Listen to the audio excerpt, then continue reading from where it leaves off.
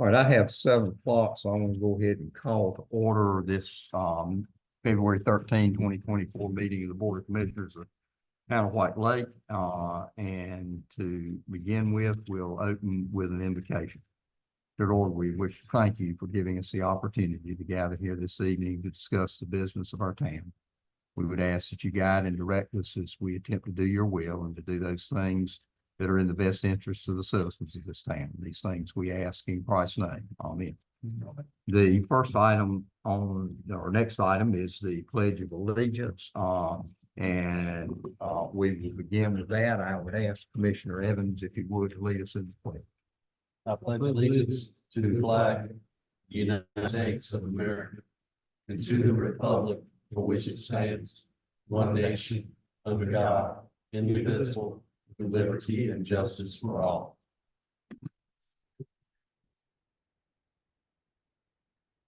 All right, the next item is the approval of the consent agenda items, and I would point out to you, each of you should have at your desk, that you see there's an agenda supplemental with 3 items that are contained on that. So when we approve the consent agenda items that are items 1A through F, the line listed as 1A under agenda adoption will include the adoption of the 3 supplemental items as AGS 1, 2, and 3.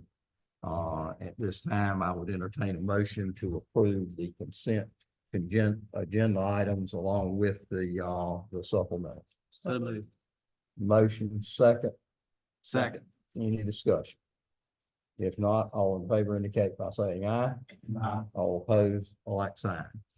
Item number 2 is a presentation in regard to the White Lake Chamber of Commerce. And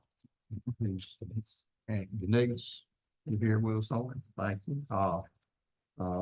It's a good click that microphone. I can put all the book forward and should come. Presentation, I'm not so sure. First of all, I think everybody knows who I am. We're no interest in divine food, and very proud of where I'm from, where we live, and where we want our children to come back and live. I think it's just some discussion. I'm not real sure what questions or how it goes, but I'll share some things and then we'll just kind of go from there because I was thrown into this today about 4 o'clock. First of all, the chamber is not going anywhere. We have made a lot of major changes in the last few years, but I feel like, and I think the board of directors feel like that we're in a good place now. We have hired Amy Hudson as our manager. She is working at the direction of the board. Since 2019, the chamber has been redefining itself to better serve the businesses and to improve all of our communities.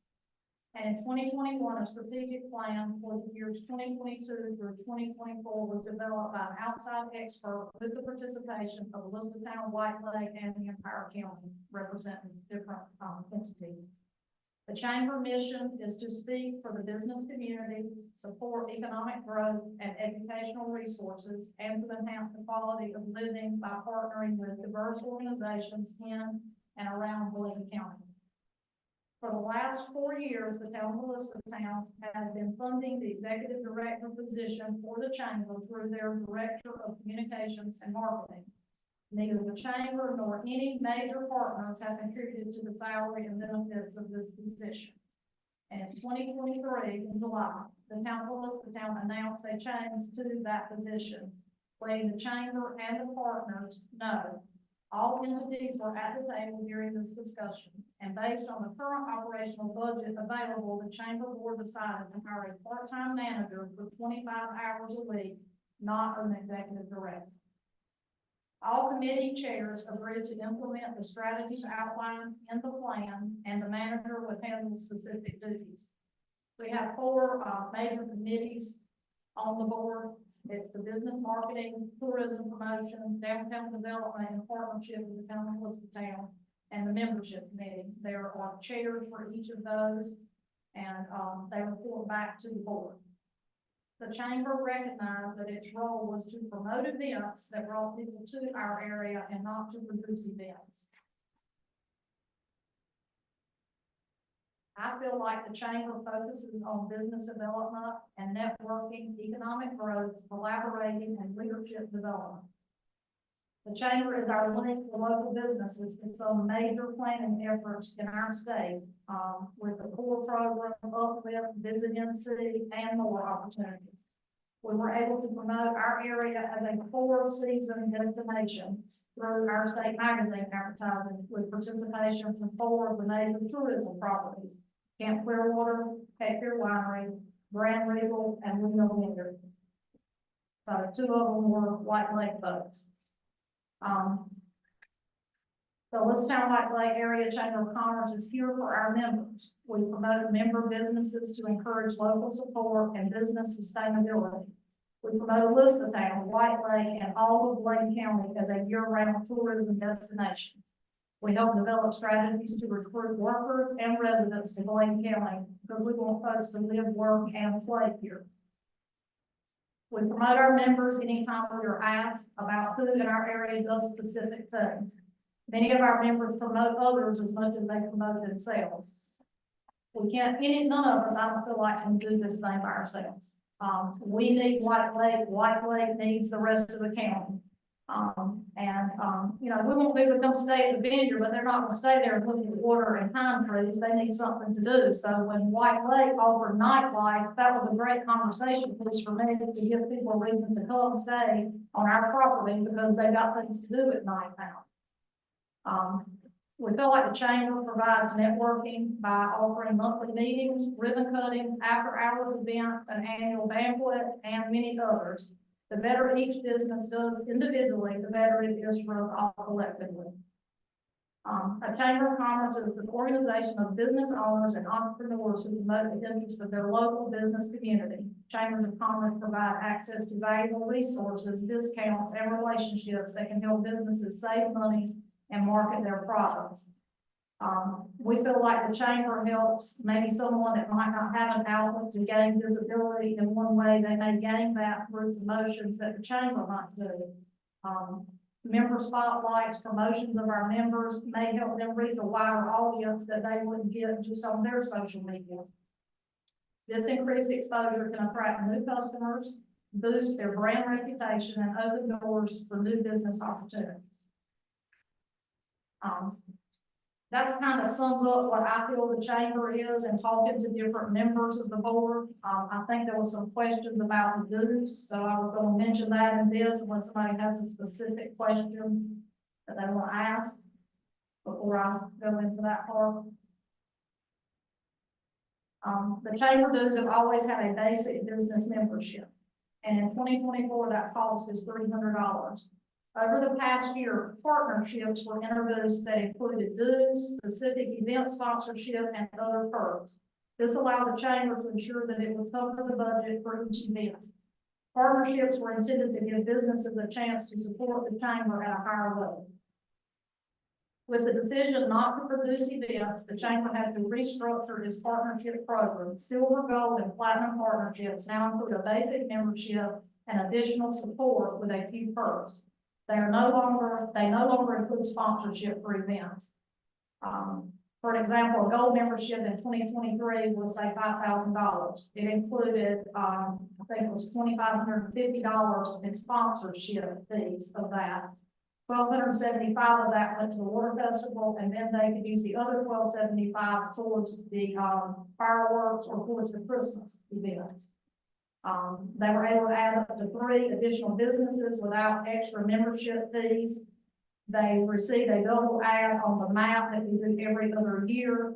Their name was listed on signage, announced at different events, and there was just other things that they were given as those different levels of sponsors. This year, the 2024 gold membership sponsor total is $1,300. $300 is for membership fees, and $1,000 is for the added perks. There is no sponsorship. All this is on the website, but a gold partnership I mean, just a few things, and that's a whole list of them. They get the basic membership, they get 2 basic ads in the guide. High priority in advertising opportunities, they get placement in the farmer's market brochure and advertising racks. Front page features on the chamber website. I mean, there's a whole list of things that they are entitled to that some may use and some may not. But when we decided that we couldn't do events, that was the best way that we could restructure the fee schedule so that it made sense backing events out. But that doesn't mean to say that these events don't still need sponsorship. I mean, we try to help promote that. The water festival, White Lake is a big part of everything the county does. And I mean, we feel like it drives the tourism from Wayne County.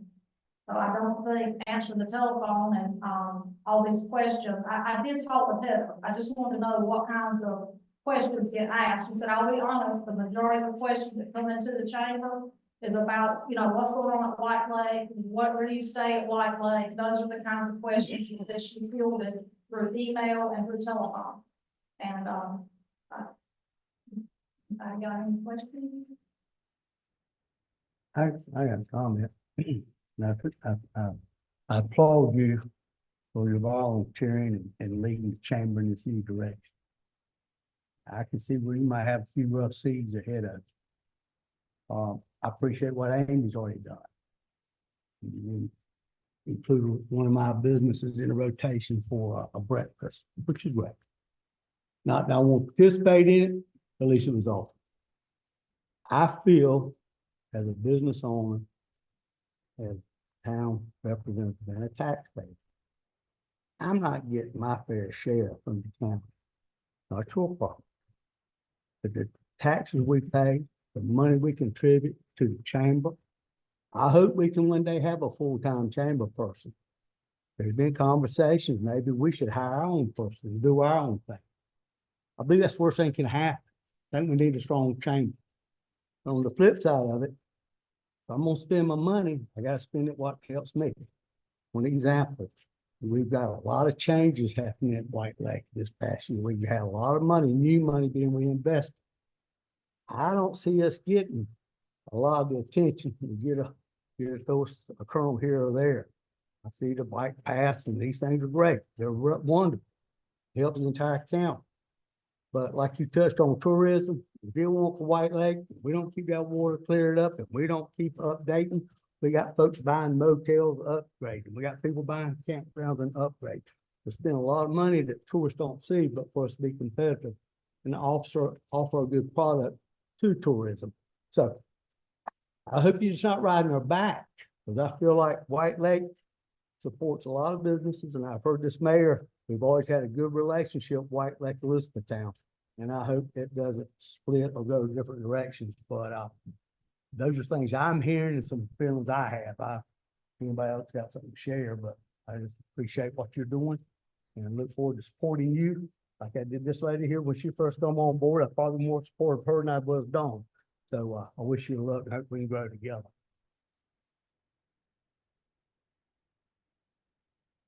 Anybody else? Denise, we appreciate you being here with us tonight, and we do look forward to working with you as the chamber goes forward. And I appreciate the fact that you recognize, and I think your group by and large always has, that White Lake is the driving engine for tourism, obviously in Layton County. And we want to work with y'all to the best extent that we can to help both of us with that. Thank you. All right, next item is our item number 3 on our administrative matters, and Sean, that starts out with our lake update. If you will take the administrative matters, beginning with the lake update, and go through those, each one of those, please. Yes, sir. The report to the White Lake Town Board in February of 2024 from Diane Lawrenson is a summary report that is available on our White Lake Watch website. But the report this month, there's a couple of things in here to note. The first one would be that she does state that another meeting was held in January with the Science Advisory Group that has several new representatives from DEQ and the planning branch of the state government, which I think is a big development for us. The Science Advisory Group in the past has sort of stalled out in their conversation, and I'm glad to hear personally that group is meeting again, and I did thank Diane for including that in her present or in her update this month. Because as she says, the climate is now collaborative rather than confrontational. And I would agree with her that I hope it can stay that way and we can start to see some results here at the town of White Lake. Number 2, she talks about her White Lake monitoring report being complete. I did mention last month the report was forthcoming. She points out a couple of things here. The pH of the rainfall still increasing at the Clinton monitoring station, and the pH being affected by the ammonia emissions and several statements related to the ammonia. But if you look, if you turn the page in your agenda packet, you will see the entire comprehensive lake monitoring report that was mentioned in her monthly update. And this report has some details in it, some comprehensive details, if you will.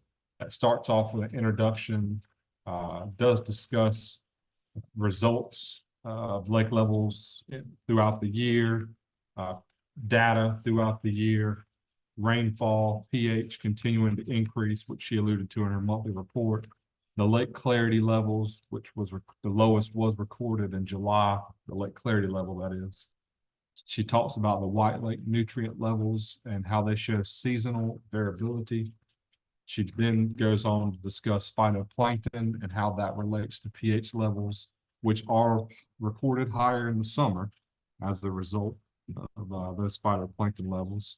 She discusses the nutrient and phytoplankton comparisons, those being between White Lake and Singletary Lake. And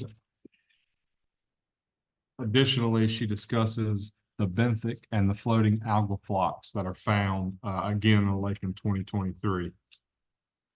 At the end, you will see a summary of all the report. There's a couple of action items in her summary, those being stewardship actions that include boating practices, the reduction of seawalls, and boat cleaning stations as new vessels are introduced into the lake through things like bass fishing tournaments and other entries, particularly as they are traveling from lake water body to lake water body. Mayor, if there are no comments, that is the lake management update for this month. Is there something on this song that maybe we could have? I talked with Mike earlier, and that was a lot of information Yes, sir. compared to what we previously received, and I'm sure I'm the slowest reader in the crowd, so I didn't, and don't understand a lot of times. Is there any way we possibly have another, during this meeting, or have another meeting, maybe with Diane? Maybe we have a little more time to, maybe after we review, we can ask questions that's knowledgeable to me and maybe to the public. I just want to throw that out to the other members. I looked at it, was kind of overwhelming to me. It was a big report. So It is, it's an annual report, and we can certainly, sure, we can talk with her to see about getting her lined up if you want, her to answer some questions or response on it. That's reasonable. So, I don't have any problem doing that. But I hate that, I like that maybe after you will not here all night, type thing, but at 6 o'clock or something. Okay, we'll see what we can do to get something lined up, have her come down where we can have like a question and answer. Well, sure. no, that'll be fine. Thank you. Okay. All right, the next item in the project updates is the water AIA project update. Again, you'll see a sort of a comprehensive list in and of itself of this month's update for the water AIA project, and you can read through the details, but essentially this project remains on track. And I will remind you that this project is an asset and inventory assessment of our water system, our drinking water system. And we will use this project to essentially apply for grant monies, as well as utilize some capital reserve funding that we have appropriated in previous budgets to do improvements on our system, similar to the improvements that we worked on for our wastewater collection system. If there are no questions, the next update is a brief stormwater master plan update. We originally planned to have this presentation tonight for the stormwater plan. We have shifted gears a little bit. That presentation will be delayed until March, largely in part because the presentation will now run through the planning board. I feel like as an administrator, it is important for us to gather the planning board's input on the entire plan. Up until this point, we've only really asked for their input on the stormwater ordinance section of the plan.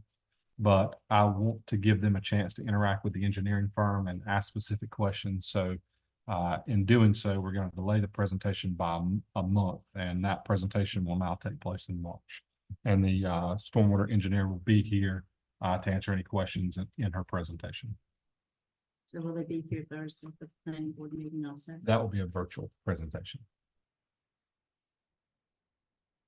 The next update is our amended contract to the audit for June 30th of 2022. This amended contract does a couple of things, but primarily it changes the submission date to the LGC, which is in March. And it also allocates the new cost for the audit after completing the audit. So to give you some idea, we budgeted roughly $27,000 to complete this audit, and the actual cost was $21,500. So we did come out in the good there. The auditor will be presenting the 21-22 audit in March with his findings. On that 34A, yeah, I see it went up from $14,000 to $21,500.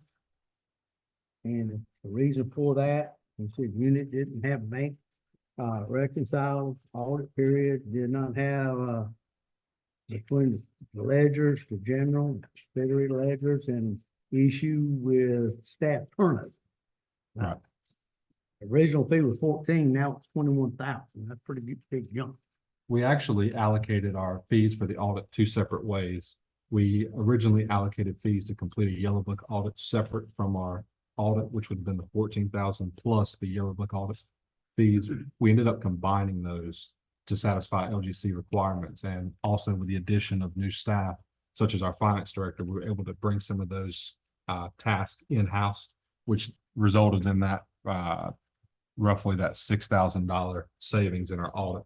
It's presented the 14,000, but the additional cost to make up the 27,000 were the costs associated with, again, the Yellow Book audit, and then the single audits that go along with grant monies that are received. So we had been behind the eight ball, though, we're current in our audit. We will be current in the next update that I'll give. This is the amended contract, which staff would ask the board to approve that contract as presented. We do have to submit the amended contract to the LGC prior to approving or adopting the contract for the fiscal year 23-24, excuse me, 22-23. So since we're on the line for that, can you explain why it wasn't turned in by October? Yes, for all the reasons you see listed in your report, staffing issues, challenges internally with those staff issues, but all the reasons are listed right here. Primarily staffing issues. So I know in other municipalities, it's customary for the board to know that it's late and why it's late. Were you making the board members aware before I came on? Yes. We haven't had Since. We haven't had an audit update in a couple of months, but the board has been made aware. Yes, ma'am. The contract at the top says it was revised 11/2022, and that the audit fee was going to be reduced by from 27 to 20,500. Mhm. Is that correct? The revision would have been 11/2022. I think that was the first time it was revised. The amended amount would have taken place this month at the conclusion of the audit. So you said that it says here the audit fee is 20,500, and then you got 2750, and you said you got a $6,000 difference. Is that where the savings came in Yes, sir. on the total? Yes, sir. combining the two audits, or I shouldn't say two audits, there's more than two that go into that, but again, it's the yellow book, it's the actual audit that's due, it's the grant audits. All of that was combined, partly by having staff in-house that is capable of completing that, partly by working with the auditor. I mean, there was some delay on the auditor side as well. Once we got past the government auditing time period, the auditor was not able to audit our account due to auditing income tax returns and things of that nature. So we did have to adhere to his schedule some as well. But I will say that staff has not only worked on this audit, they worked on the 22-23 audit concurrently. And we were able to basically get caught up at one time. So we're not wasting time, even though it's 2 years audits, we're spacing them out with a month in between so that the presentation can be received by the board can ask questions that are directly related to that audit period and give the board a chance to actually understand what's being presented instead of trying to give you 2 years worth of financials at one time. I'll explain that a little bit more on the next contract in your agenda packet, but We learned at School of Government that if you need an auditor, they have a lot of resources. they do. So when you said that they were into income tax and other things, when you were ready to give it to them, next time, if you need that, you might want to go to them and get help. We've been to them actually before, and they recommended a yellow book auditor to us that essentially did not fulfill their contract obligations. That's another reason for this delay. It was a substantial delay in communication, and the work done therefore was unfortunately done incomplete. She had several health issues. That's beside the point, but we have utilized both the LGC and the School of Government in the past, and that is a big issue. I'm glad you bring that up. There are less and less people that are doing governmental audit work now, and it's harder and harder to find those resources because most of them are allocated to larger municipalities, and then sometimes we fall by the wayside. We have a good relationship with Thompson, Price, Scott, and Adams, but at this point, there were several factors that contributed to the delay, and we have been in constant communication with the LGC. That are very aware of our situation.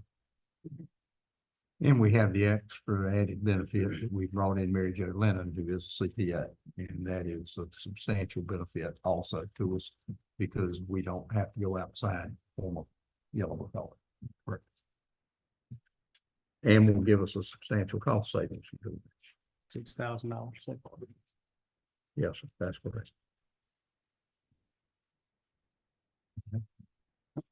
All right, staff would ask the board to adopt this contract revision as presented. There's been a motion, or I would entertain a motion to adopt the contract amendment as presented. So So moved. moved. Motion second. Second. Any discussion? Not all in favor indicate by saying aye. All opposed, like sign. For the next one, the next agenda item, the contract audit accounts ending in June 30th of 2023. This one cannot be adopted until the previous contract submitted to the LGC. We've just, as a board, approved that, so now we can officially vote on this. This audit is now complete as well and will be presented in April of 2024. And again, a lot of the same reasons that we just discussed come into play for the delay, but I think it's important to note that we are current and ready to receive those audit results. And if there are no questions, staff would ask that the board adopt this contract as presented. And that's in 3A5. Yes, sir. At this time, I would entertain a motion to approve the contract audit accounts fiscal year ending June 30, 2023. So moved. Second. Motion second, any discussion? Not all in favor indicate by saying aye. Aye. All opposed, like sign. All right, next item is item B, and it's a request to participate in the 2024 OSFM grant cycle. For those of you who have been on the board for a number of years, you're familiar with seeing this each year, and generally something we apply for each year. And through Dale's hard work, we have received this grant many times. It's a 50-50 grant. the town, and we put it in our budget, puts up $25,000, and we seek a matching grant in the $25,000 amount. And we are doing that again this year. And at this time, staff is requesting that we approve the request to participate in the 2024 OSFM grant cycle as presented. So moved. Motion second. Second. Any discussion? Not, all in favor indicate by saying aye. Aye. All opposed, like sign.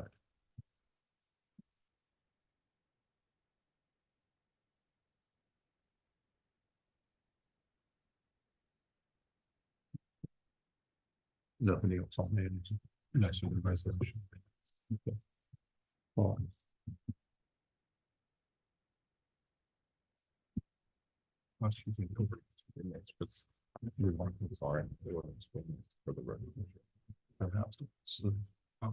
No, sorry. Okay, I'm jumping. ahead. Okay, I just want to make sure we're on the same page.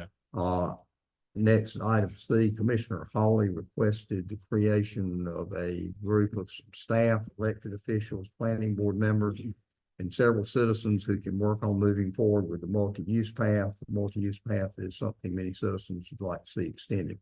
Be mentioned, and then I'll turn it over to Ms. Hawley. But of course, as you're aware, we've completed phase 1 of the multi-use path, and we're able to get substantial grant monies in order to do that.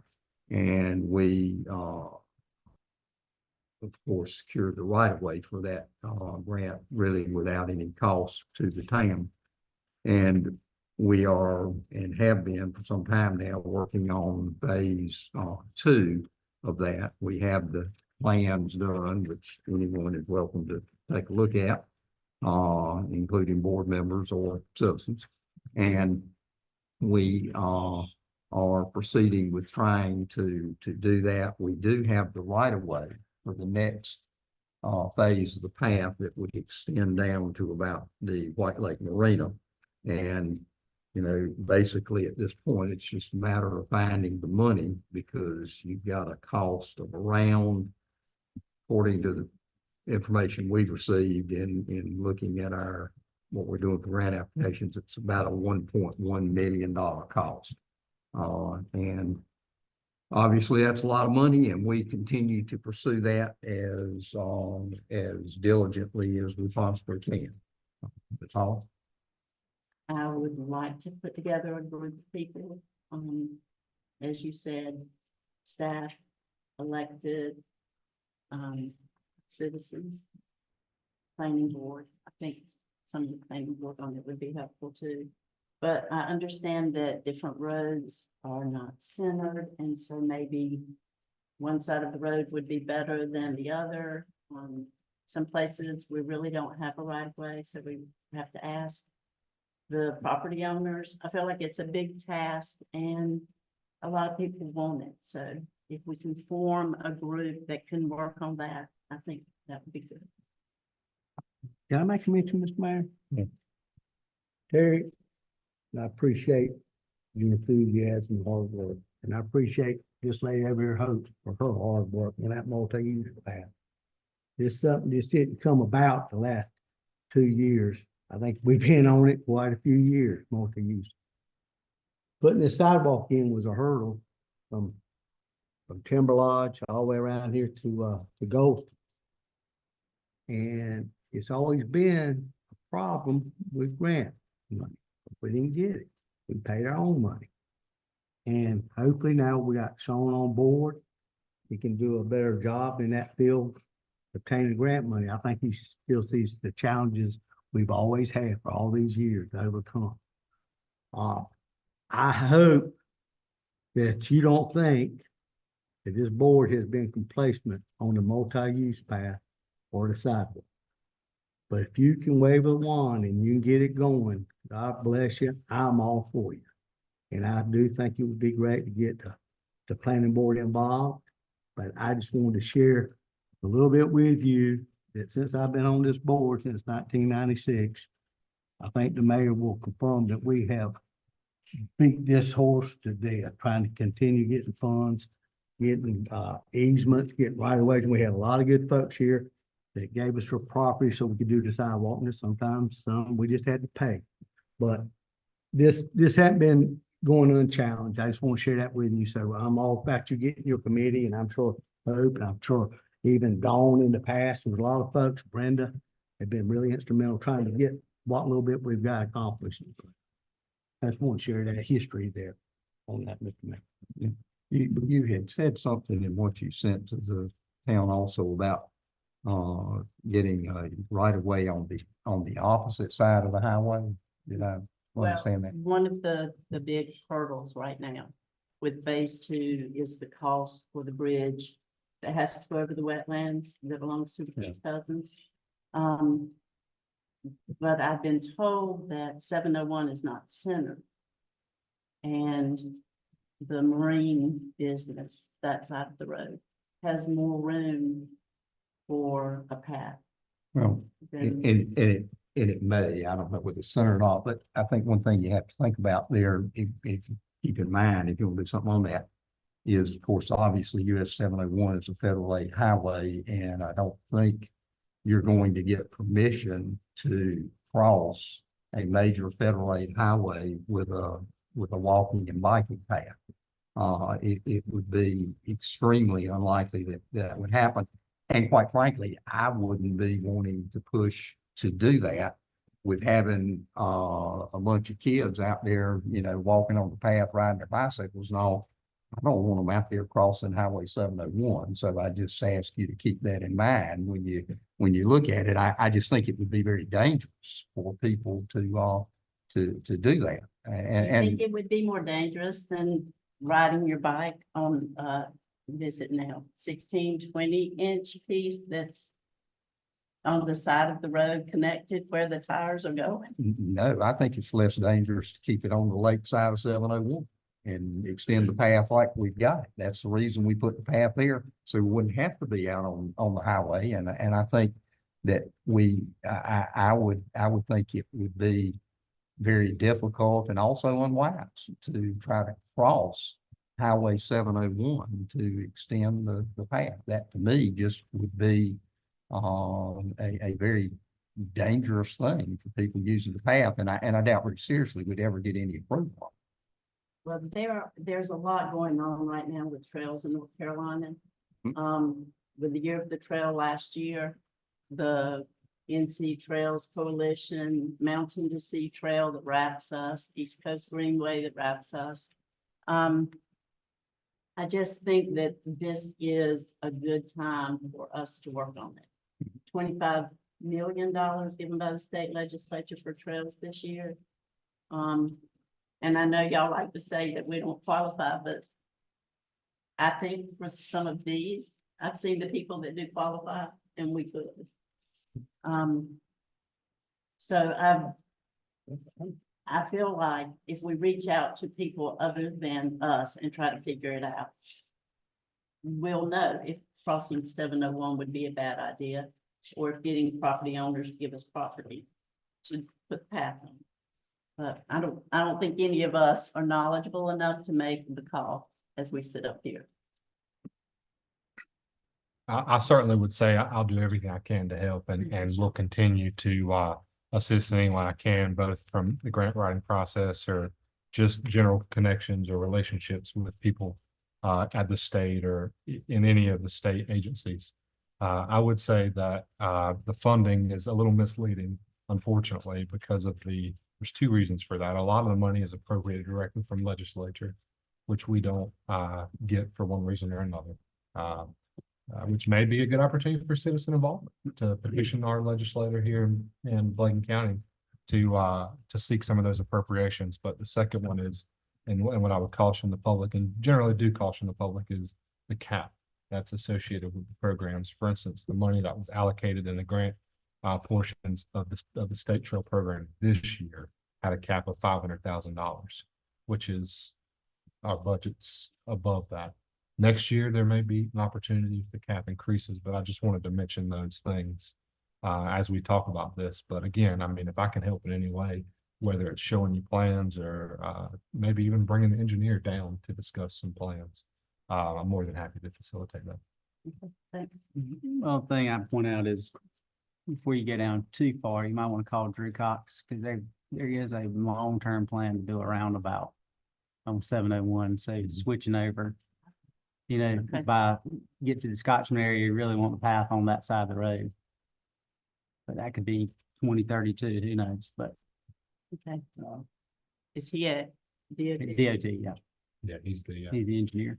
he was just promoted, so I can't recall his exact title, but Okay, he's involved with our district. all right. Where there's a will, there's a way. Was there anything else you wanted to present on this? Um, tonight? Do I have purple on this? Do I just make it my own project? And report back to y'all or? Well, you can certainly do that on anything you want to do. I mean, I don't have any problem with it if you want to make it your project and report back to us. I mean, that certainly doesn't require any board action. So, Okay, good. okay. All right. Okay, the next matter is the ordinances in 4A and 5A. Sean, if you would cover those, please. Yes, sir. The ordinance presented in 4A is ordinance 2024-04. This is asking or declaring a road closure for the White Lake Water Festival Parade that takes place on May 18th of 2024. That road closure would be from 10 a.m. to 12 p.m. On White Lake Drive between Highway 53 and US Highway 701. Staff would ask that the board approve this ordinance as presented. And this is something we do each year. I would entertain a motion that we approve ordinance 2024-04 as presented. Second. Motion, Motion. second. Any discussion? Not all in favor indicate by saying aye. Any opposed, like sign. Item 5. Yes, sir. The resolution in 5A is resolution 2024-12. This is a resolution to accept some grant monies that have been awarded to the town by the League of Municipalities through their American Rescue Plan program. There's 3 main buckets that we will be participating in. I should mention there could be a 4th. If there is a 4th, we'll lump that in and I'll ask you to adopt it that way when we get to it. But essentially, we will be participating in a cybersecurity grant program. They will do things like test our network. They will also come in and evaluate our network for deficiencies, opportunities, things of that nature. At the end of that process, there is paths forward for monies available to help us improve or actually take their recommendations on some of our deficiencies or again, opportunities in our cybersecurity at the town. We will also be participating in their legal services division. And what we're going to be doing in that grant is writing our stormwater ordinance. That will be done by a legal team and or engineering team that will write that stormwater ordinance and then present it to the planning board and then ask for their recommendation to the Board of Commissioners.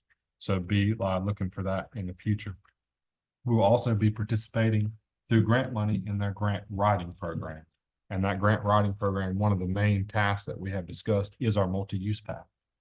Trying to just write applications and cast a wide net to any type of program that might have funding available.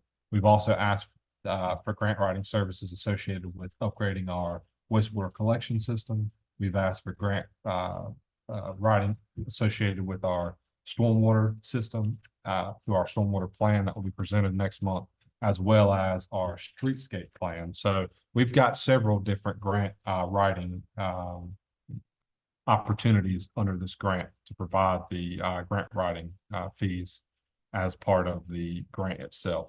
The 4th one that I mentioned is not yet official. We have applied, we are working with, we are hoping. Mary Jo and I have our fingers and toes crossed, I do believe. It is a finance system software rewrite that would upgrade our finance system. Unfortunately, our finance system has a lot of deficiencies that do contribute to things like slow audits.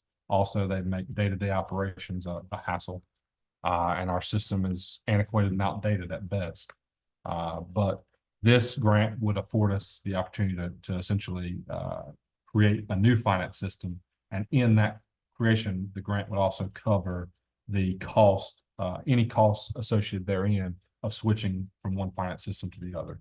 We're still waiting to hear back on that. I believe we're number 1 on the actual quote unquote waiting list for that one. So I hope to give you information in the future of a successful grant application from that program. But I would ask the board to adopt this resolution that would cover all three of the cybersecurity, legal services, and grant writing programs, with the addition of potentially adding the finance software program to that resolution.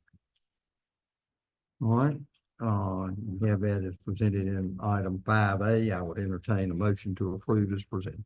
So moved. Motion second. Second. Any discussion? I got one question. There's been a alarm in Blaine County had been hacked. How's our system? Our system is good. We have not been hacked, but that doesn't mean it's not a possibility.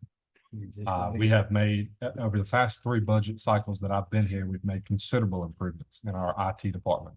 We still have a long way to go. We work with VC3 and they're a large outfit and we work with them on our cybersecurity. And as Sean said, never any guarantees. Something can't happen.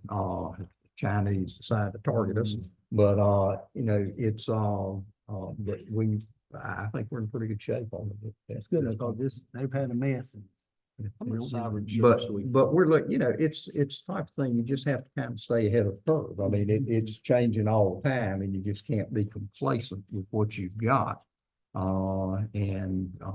They did have a really bad hack in Boc County, and it has cost them a lot of money, a lot of downtime, and we'll do everything within reason that we can to help avoid that occurring here.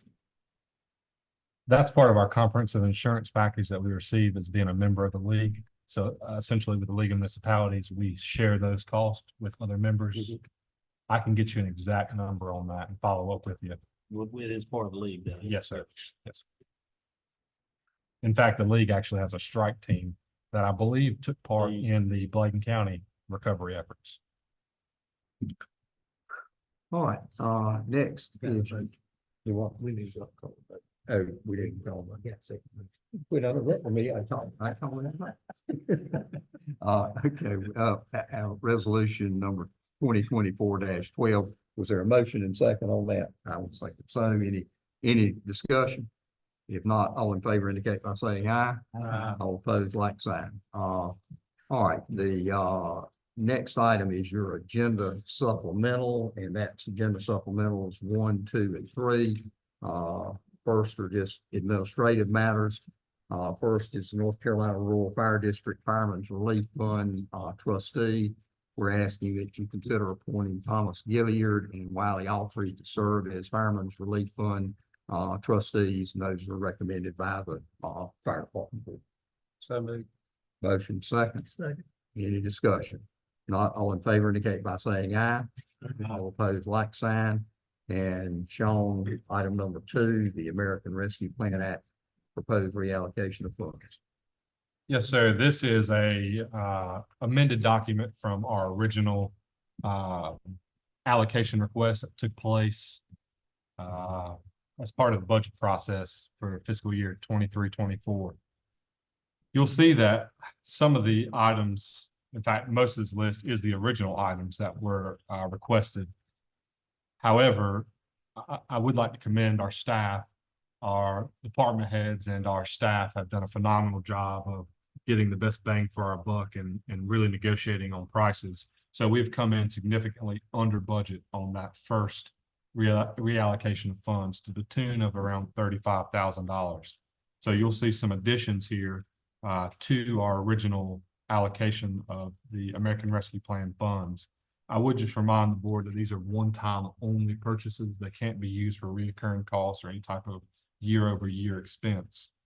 So we have asked that the board adopt in this reallocation of funds to purchase a lawnmower for the Public Works Department, purchase a trailer that they use in hauling equipment, purchase a light upgrade for our fire department and their first response services, a set of turnout gear for the fire department. That's part of his OSFM grant, but we have several sets that are need upgrades. So we have included one of those in our American Rescue Plan dollars. We have some town hall miscellaneous office upgrades listed there. And then we also have a first responder piece of equipment that will assist us in providing aid to the public members here in Bladen County in our district and and on our mutual aid calls. If there are no questions, Mayor, I'd ask that the board adopt these American Rescue Plan Act reallocation revision of funds as presented. So moved. Entertain a motion. Second. Second. Any discussion? Not all in favor indicate by saying aye. All opposed, like sign. All right, item 3 on the agenda supplemental is the Clark Group is here tonight to present a proposal for a hydrogeology study to continue the work proposed in the preliminary lake management plan. Their proposal includes a number of monitoring devices that would allow the town to observe some data in real time. And at this time, I'm gonna ask these gentlemen, or one of them, to step forward. These are the Clark brothers.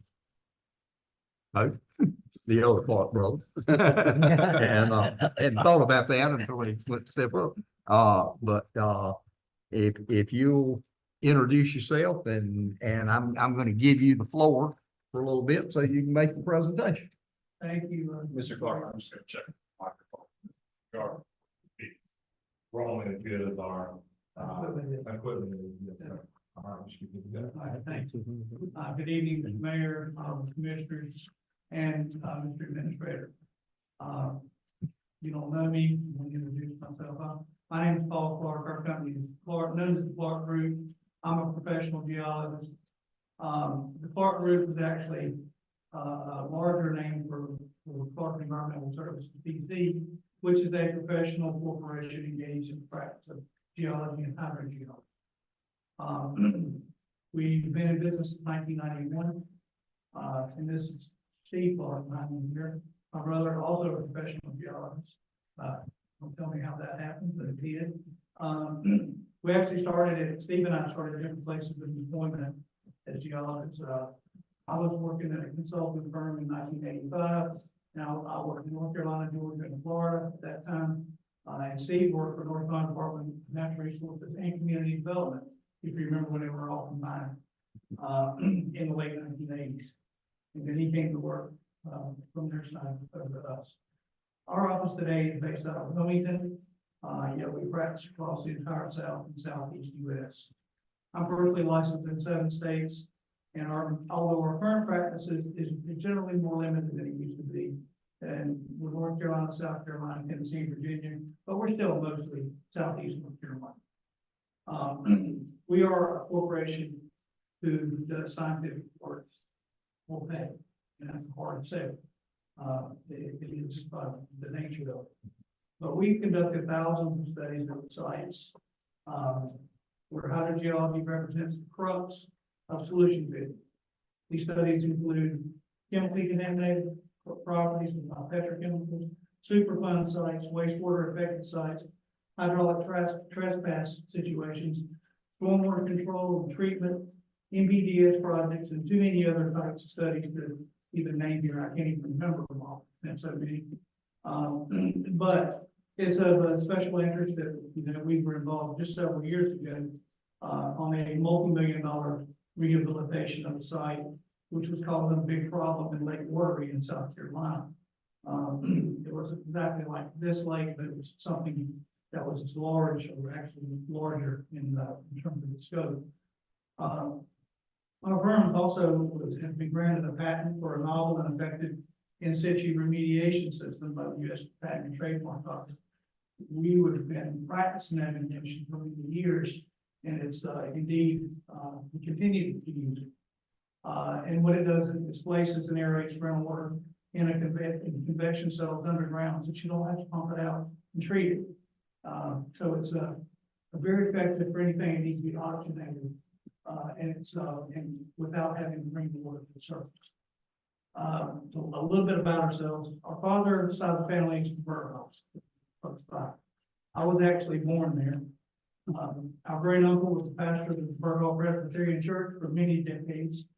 And we grew up across several areas in the state. My father was in the DOT, and he regularly brought us to White Lake. It was like an annual thing. We came here, and we were generally on our way to Thompson Island, where our maternal great-grandfather originally purchased land in 1907. So we'd always stop by White Lake. We'd always go swimming. and it was always fun. My father being a professional land surveyor and engineer, he raised us on surveying and engineering. When we attended college, those foundational teachings made it kind of a natural candidate for us to study geology. That and him out there blasting highways all the time and taking us out with rocks. We're lifetime Eastern North Carolina folks. We are passionate about the geology and the people here. It's therefore an honor to be considered for the tax evaluation line. Systematically build a solid scientific foundation to discover and evaluate the dynamics which compromise and affect lake, and discover this chemical and the biochemical relationship which may explain the recent troubling observation experience. She hopes to be drafted. We provided a proposal, and you folks have the, and it is for the assessment in hydrogeologic environment and the chemical characterization of the groundwater system around and in White Lake. So it's the whole system. And it's, we all understand why you all love White Lake so much, and we do too. We're invested in the understanding of the problems associated with the water clarity, the supply of the hollow wounds, and all of the other things which have negatively affected the recreational value of the lake. We know this means a lot to everyone here and to everyone around this lake. We reviewed the body of studies, which Sean actually directed us to, which you all have implemented through recent history in attempts, in valiant attempts to understand what you're seeing and what it must be corrected. Unfortunately, as we reviewed it, we saw a lot of studies, we saw a lot of work, but they were all focused on individual and conceptual aspects of the groundwater system or the lake's health, without first creating a solid, dimensionally grounded foundation of the hydrogeology of all of it, which so that we understand the inputs and outputs of the system. And so that you can then start quantitatively looking at what's happening. So to build a foundation, what must be accomplished to advance the understanding of the cause and effect of the various elements which may contribute to the problems which have become increasingly evident. I will not sit here tonight and say I know what's wrong, but I can tell you that we know how to find out. So I'd like to go back just for a minute and I'd like to look at a couple maps, if you don't mind. Can you put that map number one on there right now? I have one that it works. We are at White Lake. We have some. These things don't work on TV very well. Yeah. But anyway, down to the south, you see the deep incision of the Cape Fear River. But the great impression of this topographic and actually geomorphological representation is that the Carolina Bays, White Lake included, and especially included, are like imprinted, overprinted onto the topography. So that you have a natural stream and river system, and then all of a sudden you have these big lakes that don't, that in this case, there's nothing drains into White Lake and not much drains out. So you have a White Lake. You don't have the tannic acids and the things that most of the other of the Carolina Bay lakes do have. They usually have water that dribbles into them and goes through.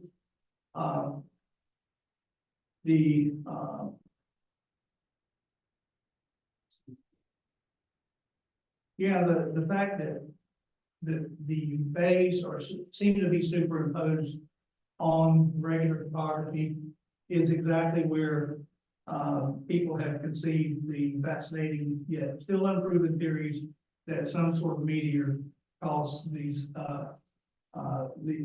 bays to occur. And well, along with that, that's a whole other subject. That's not what I'm here to talk about. I'm here to talk about this thing and help with this. So we have, interestingly, you can see there really are no bodies of water to flow into or out of, and other than the drains that exist.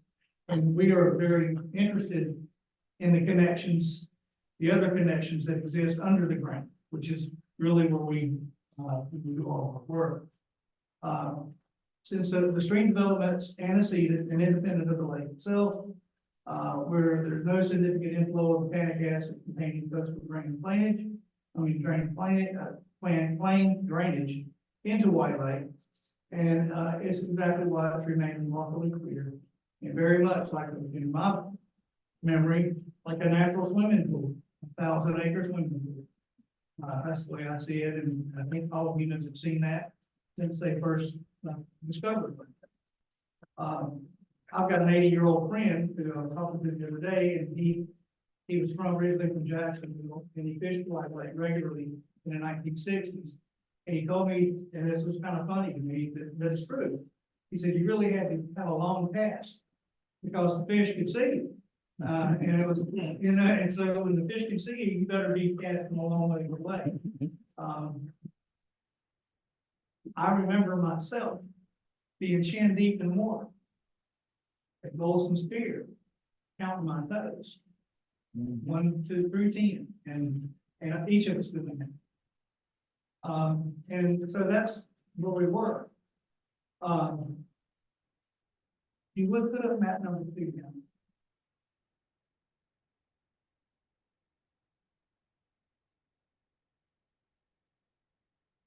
This is an interesting map. This is a 1938 model. World War II helped to advance the practice of aerial photography. And this is a great example of a very spectacular view of a very clear White Lake. It's so clear that the little white underwater mountain suggests upwelling of semi-confined water within surface life. It is one of our objectives to discover the cause and effect of these features as they may play a role in the lake recharge and discharge dynamic. You'll also may note it's difficult to, let's see if I can get it. If you look on the southeastern side, you'll see some what look like dragline ditches. I can't explain those, and once I got studying this photograph, it looks like somebody had actually a dragline perched on a barge and was pulling water in this direction, or pulling ditches in this direction within the lake. And that's just a poser. I threw that out there because it was just unusual to be in 1938.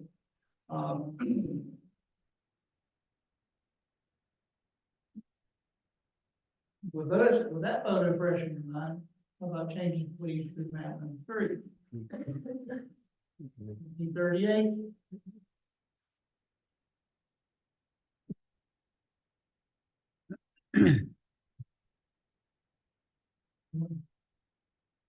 Okay, 2002. 2021, yes. I had it typed on here wrong. Obviously, we see a very different picture here. The human occupation of White Lake has fully evolved. This is a new reality in which the lake must survive. And I say survive, and that means survive. And be healthy.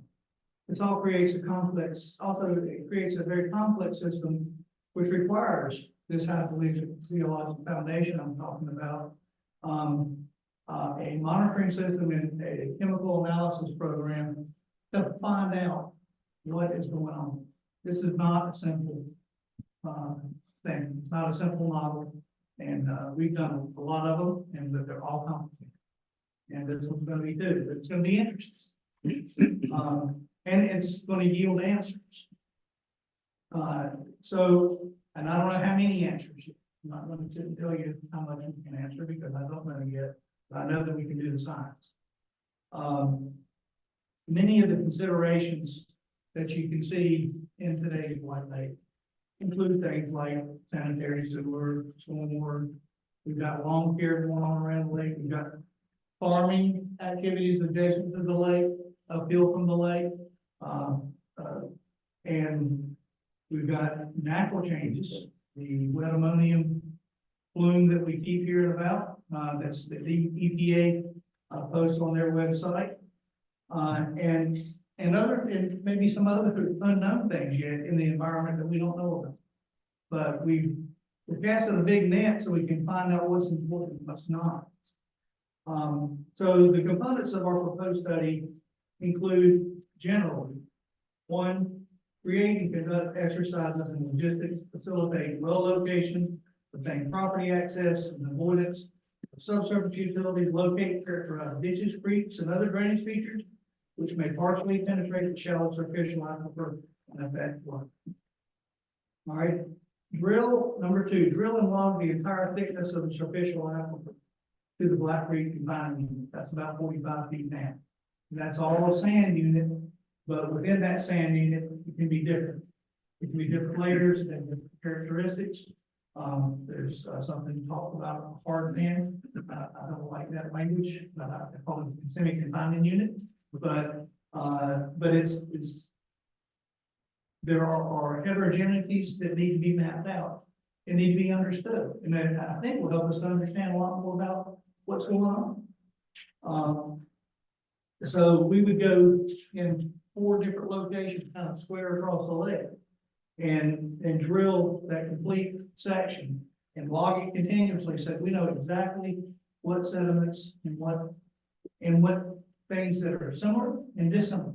So can we draw a line from this coarse sand to this coarse sand over here and here, and does it create a plane or a good place that for idealized or additional flow? Or is there a clay barrier part of the way through it, or what is the situation? And in each of those 4 locations, we would install nests of 3 wells, which would tell us about the vertical movement of water through the confinement unit of Black Creek. All right, and we think that might be different from one side of the lake to another. It's certainly going to be leaning towards the river, I think. I'm speculating, and I shouldn't be speculating about science. It's very important that this and all the other wells that we're proposing different types of wells, that we log everything continuously. In other words, a geologist actually takes every sample and describes it and writes it down. And we type it up and we have it, and it's reality. We take pictures of it. And so we know it's there. There's no guesswork, there's no sloppiness. And then we can understand the heterogeneities, the homogeneities, and the geometry of the thing. Sometimes we find layers that are filtered like this. Sometimes we find shallow channels that are buried within a lithologic sequence. But all those things are yet to be discovered. They need to be discovered because they all have something to do with all the things that we see in it. We love. We're talking about installing a 4-plex of 3 shallow monitoring wells. And those we probably want to continuously monitor. And those would become around the corners of the lake and would tell us whether groundwater is going into the lake or out of the lake at any given moment. Or at any moment in time, even after a rainfall, especially if we use these real-time monitors, they will tell us, we'll say, okay, it rained 3 inches, and we saw it change. We saw it change like this here, change like that over there, and then we can draw conclusions from that. So seeing those head potentials is everything in hydrogeology. We would then conduct aquifer tests, and we haven't even designed those tests yet because we don't know what we're seeing yet. We haven't drilled the holes yet. So we design the aquifer test, and we evaluate the aquifer characteristics as necessary. We also, all part of this is select and set up surface water and stormwater sampling location. Because again, we want to know where all the inputs to the system are and all the exits of the system. We would like to work cooperatively. We understand the town has 2 surveyors that are currently under contract. And we would like to use them because they probably already understand a lot of the drainage that I want to figure out. And they'll be able to help us less expensively than us setting up and doing GPS work out here to establish elevations and locations. So we'd like very much to be able to work with the surveyors, the ones that you guys already use. And then we measure and we contour similar potential metric services. And when I say that, like let's say the middle well and the cluster, it represents the same sequence of sediments. Those middle wells will all be contoured the same way, on the same, you pick the middle well and contour that versus contouring the upper well, or the fully penetrating well versus, contouring the, upper well. And you might see 3 different planes of flow, 3 different directions. We just don't know yet. Well, we have to do these things to find out. And then once we get a really good idea of dynamics, then we start sampling, start taking chemical samples. That'll tell us all the things you've been measuring all along here.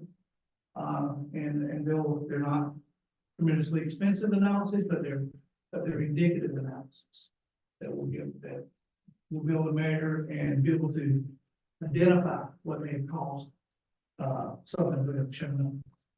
And then after we get to that point, we might install what I call blue ripple. Their sensors are brand new. I've used them. They weren't even available. I don't think they're available anywhere but one location now. And I was fortunately involved in developing them over the last few years. But I didn't build them. I'm smart enough to do that. The electronic engineers built them, and they're the ones that actually have them. Then we take and we compile all of our data over the course of sampling. We're right now we're saying 4 sampling events over the course of the year, or might be enough. But again, I don't know what we're going to find. So I can't guarantee you may find enough after 2. I doubt it, but we may need 5 or 6. I don't know. But we also can eliminate tests that we don't need. We see it's always the same. We'll just use them running the tests all the same. So there's things that we're seeing that are important that we would focus on. And then toward the end of the thing, and of course I can give updates as we go along as you wish. At the end of the day, we generate a nice thick report that explains all of this information we have and serves as a foundational document to furthering the effort to fix the problems that we face. And I think this is to me, it's the only way to find the answer. You gotta understand all of the factors.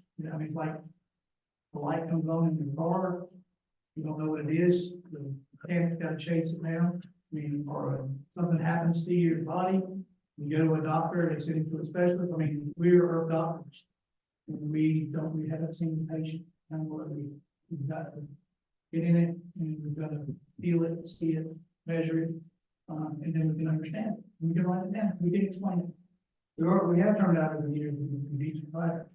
We've had to be. So that's all I have, and I've been paying any output. What's your relationship with North Carolina Parks? And Parks, I don't have one necessarily. I don't have a bad one, so I guess I have a good one. We work with water resources. We work with DEQ all the time. so who do you work with mainly with DEQ? Who do you work with DEQ? Oh, obviously, for example, in the Superfund section, we work a lot with the on the local level, we work with a lot of people in the underground storage tank section. Have you worked on a lake similar to this before? Have you had any, approvals at state level to get chemicals or cleanups or anything like that done? Well, we've done a lot of things. I mean, I don't know of anything we've ever done that hasn't been approved ultimately. But I don't know. Pertaining to lakes in general. Yeah, I also did not know another lake. Frankly, that has these symptoms and has this particular physiographic setting. This is a white lake because it's in a upland. And if it was blasted into an upland by a big block of ice, I don't know. Yep. One of my concerns, look at your your report's great. I appreciate it, and it's expensive. And so we have to, be cautious with our taxpayers' money. Absolutely. My concern is, we get to the finish of all this study. And, the relationship in the past with the park says, hey, that's great, but we're not gonna let you do it. Or, DWQ says, well, we can give you approval from this point, but park says, no, you're not gonna be able to do it. That's what we continually run into. So to me, that, from the standpoint of the relationship that your company has and being able to reach out to those folks to get answers is gonna be extremely important. I think we will have absolutely no problem at all, on that level. In fact, we work with all those people all the time. They didn't know what the resources are, we're not there. It actually maps out all these units, I mean, with the data they have. Yeah, and that's great. That's what we've had. But the problem has been with the state, then the state says, well, this is a great idea, guy, but we're not gonna allow you to do it because we don't want to harm our fish, Yeah, or whatever it might be. yeah, we're not planning to do anything that's gonna harm anyone. We're just gonna learn about how the lake works. What are the physics behind the lake? And then what's the chemistry? First, what's the physics? Then what's the chemistry? There's nothing to be hurt. Just to learn. There's an opportunity to learn. And even if you get the virus after the study, whoever picks up behind us, guaranteed they'll have good data. Because we can't lie about what we do. I mean, we don't, we can't, because it's real, it's factual. So your goal is really to collect data. I just want to make sure that the board understands your goal is to collect the data and then basically let the town go back to the park for the state representatives, or you're gonna. No, we're gonna help you assess such. Or set of remedies. I have a feeling that we have a lot of contributing forces. This is just a feeling. Yes. I think there's a lot of contributing factors that are related to the difference in the 1938 map and that map that have caused the lake to have some issue. Right, and I think that we're gonna find and discover and be able to discover what those factors are. And I think there'll be remedies. I can't imagine what they all are yet, because it's probably gonna be a set of remedies. Probably gonna be a set with maybe some subsets. But it didn't get this way by but there's not a silver bullet. Yeah. And it didn't get this way over a short period of time. And it's probably not gonna get fixed in a short period of time. But we need to get on the path to fix it, period. And to get a foundation understanding, first step. Mr. Clark, if I can take that a step farther from Commissioner Hilton's standpoint, my observation in working with the town, working with the state, and also working with the citizens of the town has been primarily, to Commissioner Hilton's point, there's a gap, there's a deficiency in relaying information to the state and the state approving or considering even some of the ideas that or theories that are generated as remedies and solutions. You talked a little bit about in some of our conversations about some previous projects that you've had that do sort of cross, maybe in different states, which is different models, I understand that, but do sort of cross those multi-agency lines. Can you give the board a little bit of information on that? Because to Commissioner Hilton's point, the delineation of authority is something that it has to be considered, because if we don't consider it and to some degree play by the rules that are outlined in the state agency regulations, we're not going to make headway, even if we do find a remedy. So is there some examples you can provide that some of the information you told me as it relates to multi-agency projects and coordinating amongst the agencies to eventually find solutions? Yeah, there are cases like that all the time. The one I think we may have talked about was the case that I mentioned that was in DHEC, South Carolina, where literally the head of DHEC was ready to throw a huge lawsuit at somebody because they were really tired of having 100 people show up every month to complain about something that was systemic. It was a systemic issue. So they didn't know what the answer was, but they knew that they didn't like it. And so the head of DHEC was ready to file a lawsuit, and I was offered an opportunity to come meet, and we superseded all the lawsuits by having a sit down. I got in that case, the owner of the problem property to give me a letter of agency to do whatever I needed to settle it. We never saw a day in court. We had a lot of meetings, we had a lot of updates, we spent a lot of time together.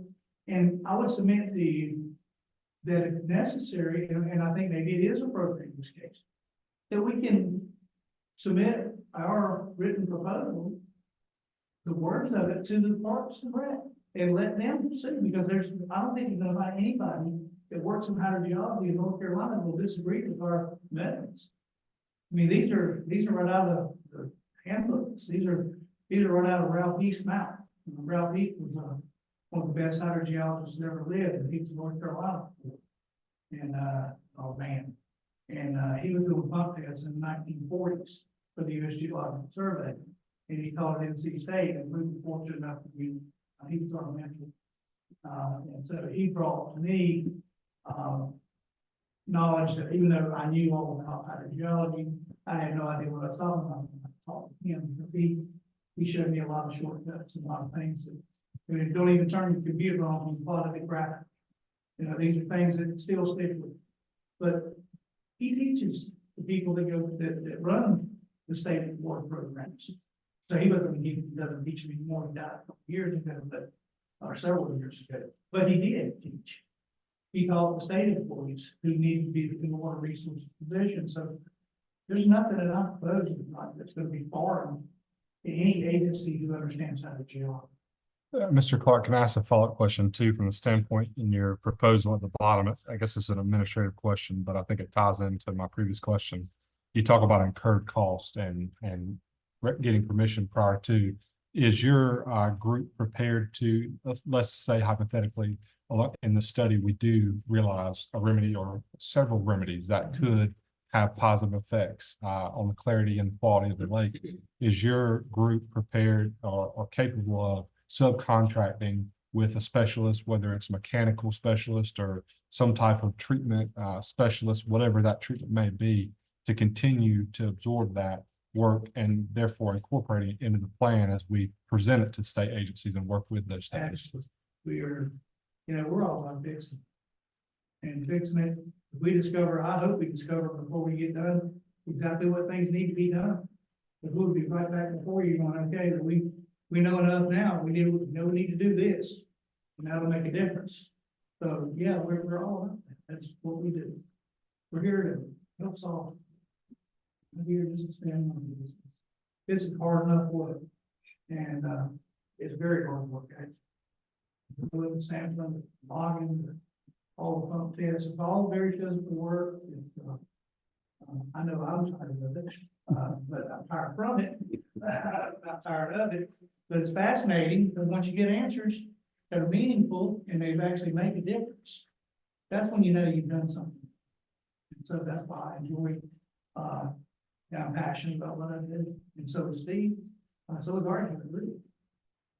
So yeah, and I used to employ, back before 2008, I had over 50 employees, we had wetland specialists, and we had a whole civil engineering group, and so in the whole land surveying group.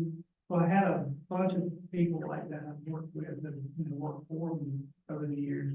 But after 2008, and all the guys who checks went bad, we decided just to kind of slow it down and do the things we really wanted to do instead of the things we thought we had to do. And this is the passion part. It's part about understanding what it's hard to understand. And surveying, I'm not saying it doesn't take a lot of professionalism, it does, but it is kind of straightforward. It's triangles and it's differences in lines and geometry and trigonometry. And it's history. A good surveyor is a historian, that's how to do arithmetic. But hydrogeologist has to be able to put all those pieces together. And it's again, it's turned into a passion for us. We just never stop doing it. We do it every day. So if there's any question about whether we agree with our methods, absolutely, that's and they were just going to pass it off to somebody with resources who knows, who understands the stuff, maybe better than they do. And then they're gonna say, okay, yeah, they're on solid ground here. But as far as revenues go, that's gonna be, yeah, that can be easily be crossed. It can cross up administrative boundaries as to, let's say we needed to blow air into a ground. So for example, to aerobically digest something, maybe we had one point source of something, and I'm just spitballing here. But if we had to do something like that, we'd have to give whatever permits are necessary to do it. And then we'd have to look at logistics, and then we'd have to look at any experts we need to help us. So that we're open to all of that. Got something. So thanks for your time. Appreciate the Yes. proposal. Just looking at it, the time frame for this would be a year. Is that what I'm, Approximately a year, yeah. because I see where you say the other 3/4. So, I'm new on the board here, but I've always lived here and, of course, out of all the things that we talk up here about, this is probably at the forefront. This is one of the most important, if not the most important.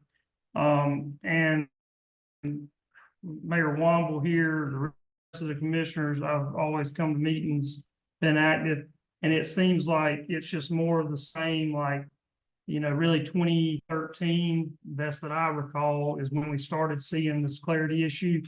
And it's always been, we've got to get more data. It's not going to be an overnight fix. I went to NC State, I went to College of Natural Resources. I've been with all these professors and I get it. I understand the terminology and I agree with that. But at some point, to Commissioner Hilton's point, we've got to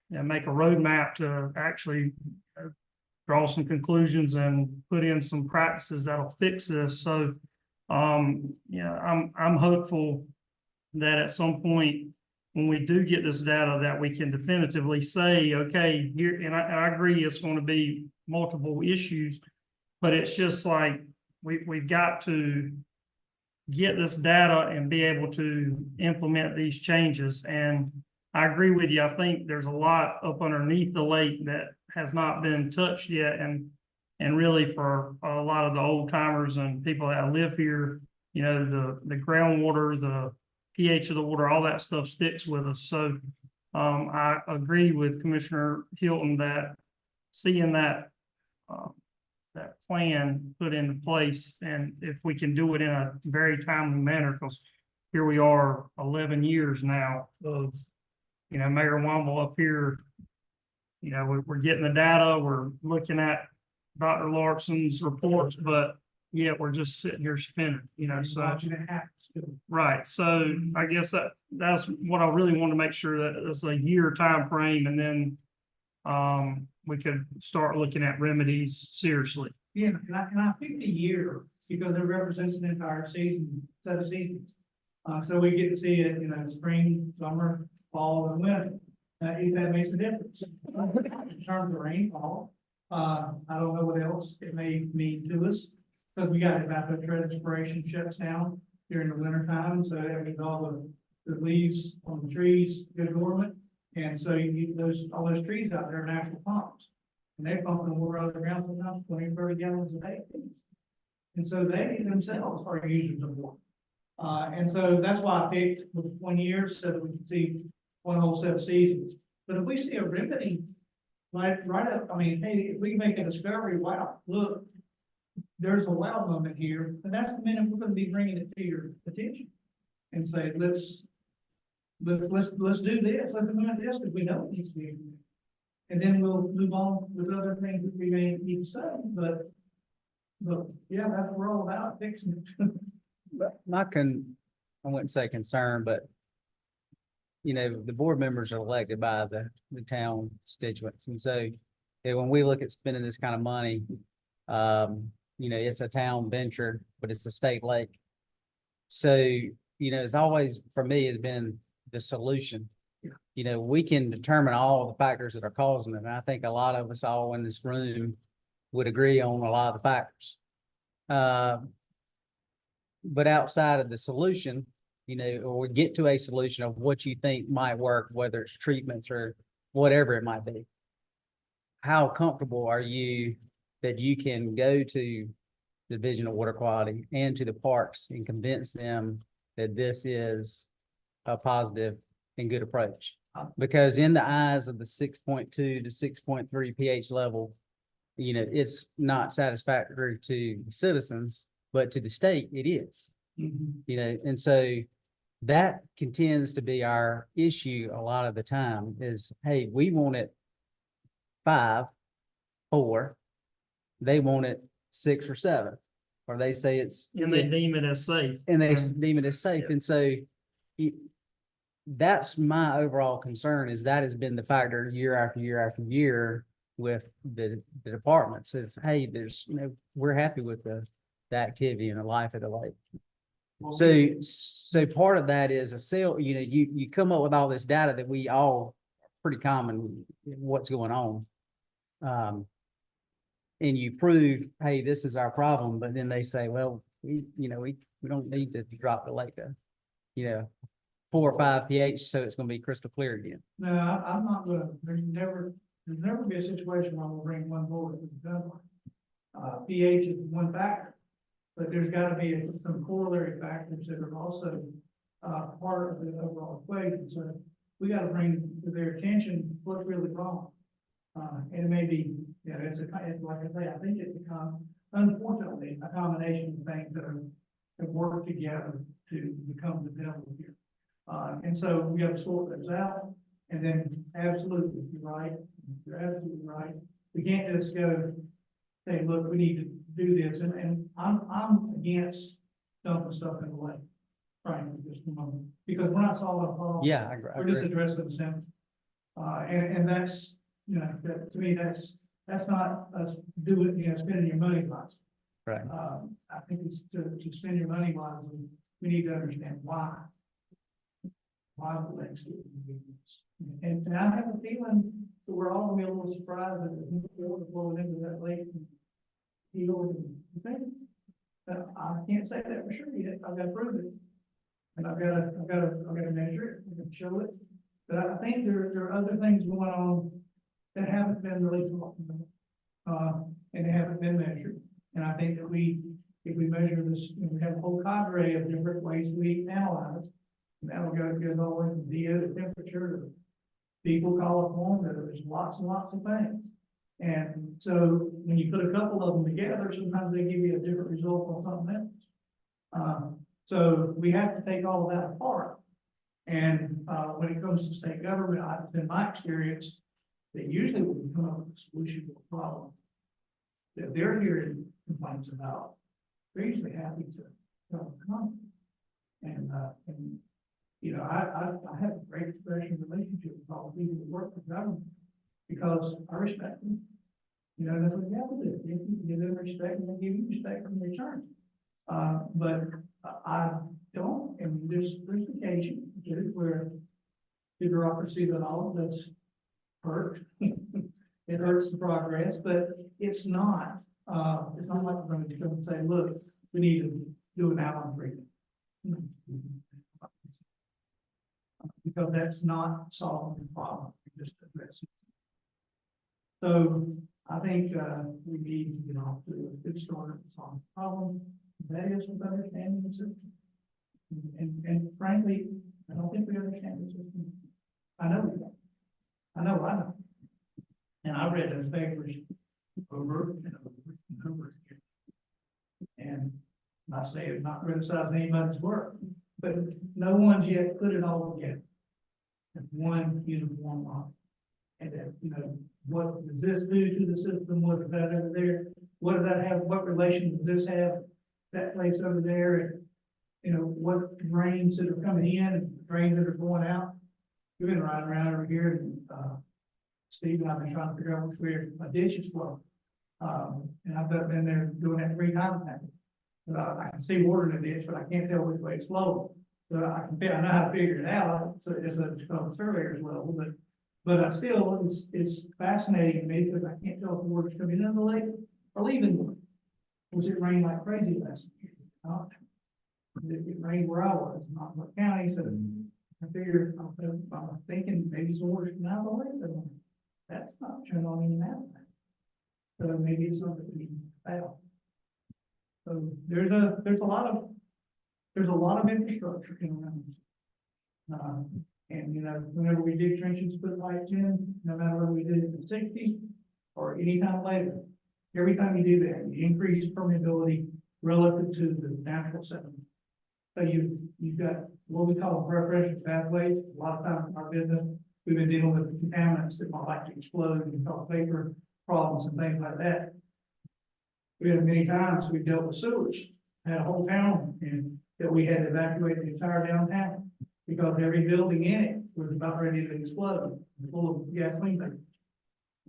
And we, got in there and even the fire department mandated it. As we were, you know, dunking it in water and we were cutting through a concrete pipe so that we could put a vacuum blower over it. To start pulling all that vapor from underneath the town. And it took a while, but we did. We got the town back in business, but there are always problems, but there are, you know, it's a matter of you gotta give it enough to solve. Anything, I mean, ready to get a business. Yeah, I thank you for answering the questions. Sure. And we appreciate you being here tonight. I know we supplied to you basically everything we've had that we've accumulated for a period of time. And again, appreciate you putting your report together, bringing it down. I think from this point that we'll, of course, want to take this, take a look at it. I would be surprised if we didn't have some additional questions for y'all.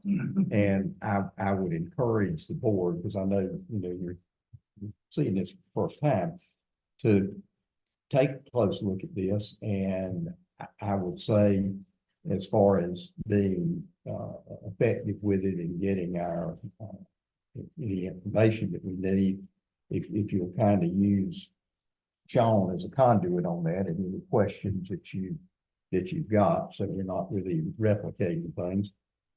And we will get in touch with you with whatever additional questions that we have on it. And I think the whole group here is one thing you'll find that I think there's been some disagreement with folks even that are in this room about, you know, what we need to do, what we don't need to do. But I don't have any doubt at all that everybody that's in this room loves White Lake. And we, particularly ones of us that are a little bit older, remember what it looked like in days past. And I think one of the things with me, I know it has been difficult at times to work with the state, and I don't know that they appreciate entirely what an icon White Lake is. I mean, we feel like certainly, as you heard earlier in the meeting, it generates tourism, it brings people here, and that's a good thing. But we just feel like we have something here and did for many, many years that is just absolutely unique. And our goal, everything said and done, is to bring back that unique White Lake. And I think that we're, you know, as long as we're working on that path, then I think you would basically satisfy everybody in this room, because we want to try to bring it back to what it was. We certainly want it to be safe. Yeah. And, you know, I know the state talks about safety too. And of course, that's the primary reason. I mean, you're talking about an alum treatment, and I agree with you. It's putting a Band-Aid on something. We did it before, it didn't last. But at that time too, we have a really severe cyanobacterial bloom. The state did come in and let us do that. And it worked. It killed the cyanobacteria. And we were able to get rid of that. And at the same time, it had a side effect of clearing up the lake, but only for a period of time. We want to do whatever it takes to bring White Lake back to what it was, and the long-term part should be keeping it that way. And, so, Yeah, and to be able to maintain it, you know, once you get it and figure out the system, what you need to employ to maintain it, then that's what you gotta guard, because it is one of the crown jewels of North Carolina, there's no doubt. There's no other lake like it. And I wouldn't even try to say I know. I don't know. Well, again, we appreciate you being Yes, here sir. tonight. We want to, we will be in touch with you as soon as we've had a chance to digest this. And I'm certain that we'll have additional questions that we need to ask you, and not trying to get too far ahead of ourselves, but we may, once we do that and direct some questions to you, we may need you to come back down here so that you can, you know, again, relate some things to the board. So we're gonna work on this from our end. You've given us something to digest, and we're gonna do that and see where we can go from there. All right. Thank you. Okay. Thank you very much. Thank you. All right, folks. Next thing we have is on the other business, previous agenda items. Is there any brief matters that are not on the agenda? It would be non-voting items that need to be brought to our attention. And again, I always encourage you, if you want to bring something up, try to put it on the agenda so we can have some advance notice of it. Item 6A is departmental briefings and reports that are always presented for your review. Item B is the annual town White Lake wastewater report that we file each year, and everything was good in that report.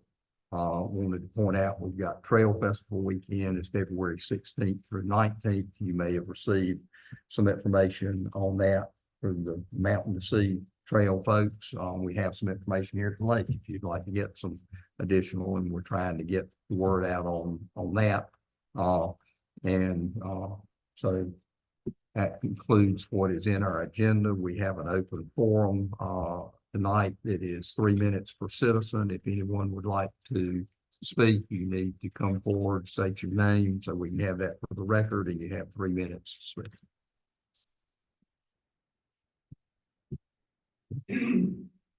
Hey, Jonathan Langston. I represent auditors across the road here, and I'm former president for the Chamber of Commerce. Real fast, put on several different hats, but first for the chamber, I do want to call out for Bladen Beautiful. It's a publication that was published by Bladen Online, and Ms. Charlotte has done a wonderful job of kind of really talking about Bladen County and the businesses that are in it, including, you know, Clearwater, and there's a article in here for talking about Ryan Godwin and what he's done as far as his building efforts in our areas and like that too. So if you haven't read this, please take a look at that. Again, what we to bring this up was one of our other chamber members, Liberty Tax. She says, "You handle your business, we'll keep the books." And so one of the things we want to do with the chamber was to support our members themselves so that they could do what they do best. And Charlotte's done a great job in helping our county and White Lake all together. So please think of that.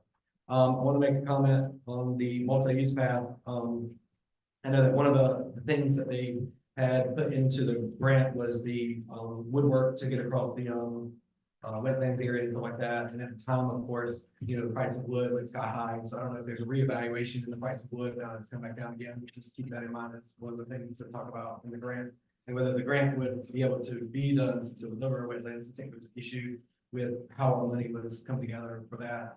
That some funds could be used or could not be used for wetlands, where as long as it wasn't wetlands, we could do some stuff. So again, I can relate information with that. Schedules, you talked about the Trail Festival weekend. I do want to mention on Thursday between 9 and 3, for the folks that are coming from Elizabethtown to White Lake or White Lake to Elizabethtown, on Thursday, the 7-1 bridge is going to be installing the last girders and stuff like that. So from 9 to 3, traffic's going to be backed up. So plan ahead. If you're getting across, add another 15-20 minutes to your commute time. We've got a core meeting at the Allen Brothers place and, just to put it out there. And then the couple of questions that I have, which I know is not like a question and answer thing for the Phoenix County, but want to ask the Clark group, you know, if they're going to be, giving monthly reports to the board, if they're going to be analyzing, rainfall data, and then, if they've done any other kind of, Carolina Lake studies. I think that's kind of what you're getting at, be like, what other lakes have you done, you know, that we can kind of say, okay, we've done this project over here. Now that you've done their information over here, how to do it. So I think that was, we'll bring that up. Thank you, Darrell. All right, anyone else? If not, we appreciate all of you being here tonight, and at this time, I would entertain a motion to adjourn. What? And we do have a closed session, right? That is right. I'm glad you reminded me of that. So at this time, rather than a motion to adjourn, we will entertain a motion to go into closed session pursuant to GS 143-318.11A6. Second. Second. Any discussion? Not all in favor indicate by saying aye. All opposed, like sign. Thank all of you for being here. Bruce, I thought you'd give us a big report or something. As long as it's not a pink slip. Good.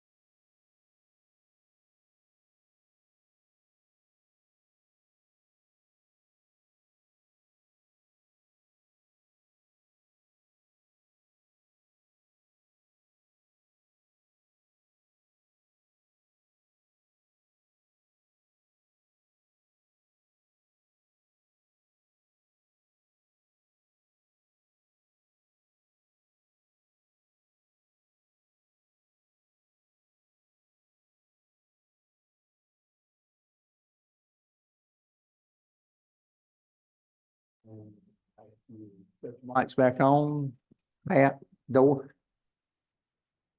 You know, the door. Or Sean here. All right, the door is open at this time. We've been in closed session for about 15 minutes. There's no business to be transacted. And I will entertain a motion that we go out of closed session and return to regular session.